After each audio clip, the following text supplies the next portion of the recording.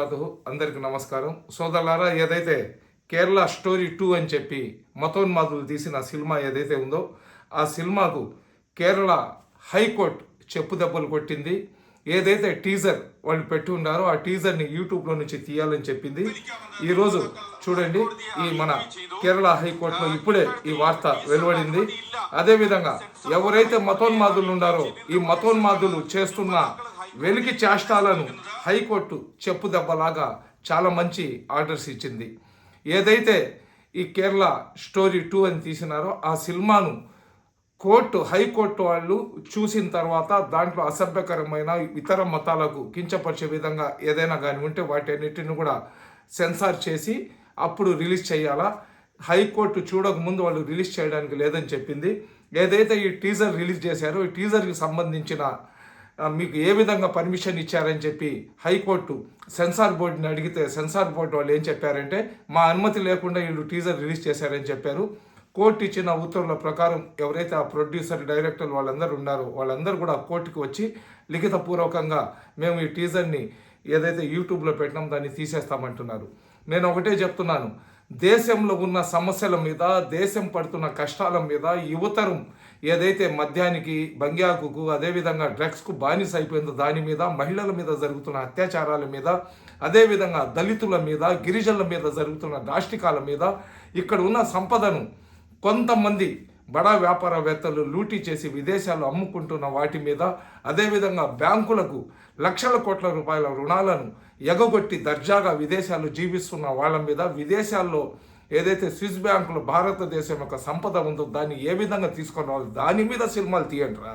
మీరు ఎంతసేపు లవ్ జిహాద్ అని, తర్వాత లవ్ బీఫ్ అని, ఇప్పుడు రాజమండ్రిలో లవ్ మిల్క్ జరిగింది, ఇది మిల్క్ జిహాద్ జరిగింది, పసిబిడ్డలు చచ్చిపోయారు. వాళ్ళ గురించి మాట్లాడండి, అట్లాంటి వార్తలు తీసుకుని రండి, అట్లాంటి ప్రజలకు చైతన్యపరిచే సినిమాలు తీసుకుని రండి. మీరు ఏంటంటే కులాల మతాల మధ్య చిచ్చు పెట్టేసి దేశాన్ని, అదేవిధంగా దేశంలో ఉన్న ప్రజలను సర్వనాశనం చేసే ప్రయత్నం కానీ చేస్తే మీ ఆటలు ఎక్కడైనా సాగుతాయేమో కానీ కేరళలో అయితే సాగవు. కేరళలో ఏంటంటే కేరళలో ఉన్న ప్రతి ఒక్కరు వాళ్ళ రాష్ట్రాన్ని, వాళ్ళ దేశాన్ని ప్రేమిస్తారు. అక్కడ ఉన్న హిందువులు, ముస్లింలు, క్రైస్తవులు అందరూ కూడా ఒక మనిషిని మనిషిలాగా ప్రేమిస్తారు.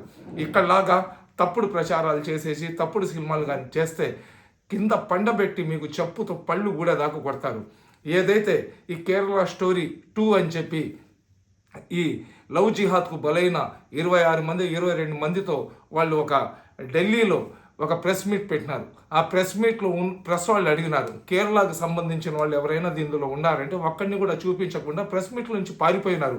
వీళ్ళ పని ఏంటంటే కులాల మతాల మధ్య రెచ్చగొట్టి, కుల మతాల మధ్య చిచ్చు పెట్టి వీళ్ళకు డబ్బులు సంపాదించుకొని దేశాన్ని నాశనం చేయాలనే ఇంటెన్షన్ తప్ప వాళ్ళకు దేశం మీద కానీ, కులం మీద కానీ, ఇంకొక దాని మీద కానీ వాళ్ళకి ఎక్కడ ప్రేమ కానీ, అభిమానం కానీ ఉండదు.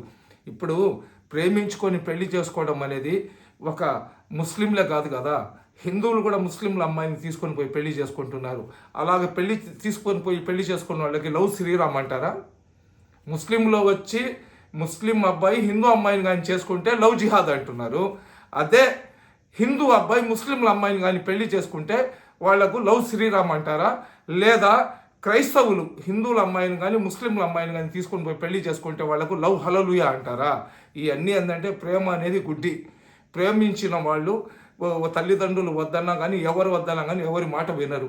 ప్రేమించుకొని పెళ్లి చేసుకుంటారు. పెళ్లి చేసుకున్న తర్వాత 10% సక్సెస్ అవుతారు, 90% ఫెయిల్యూర్ అవుతారు. ఏ కులంలో అయినా చూసుకోండి. మీరు దాన్ని తీసుకొని వచ్చి దాన్ని ఒక విద్వేషాలను రెచ్చగొట్టే విధంగా మీరు ఈ విధంగా చేయడం అనేది కరెక్ట్ కాదు.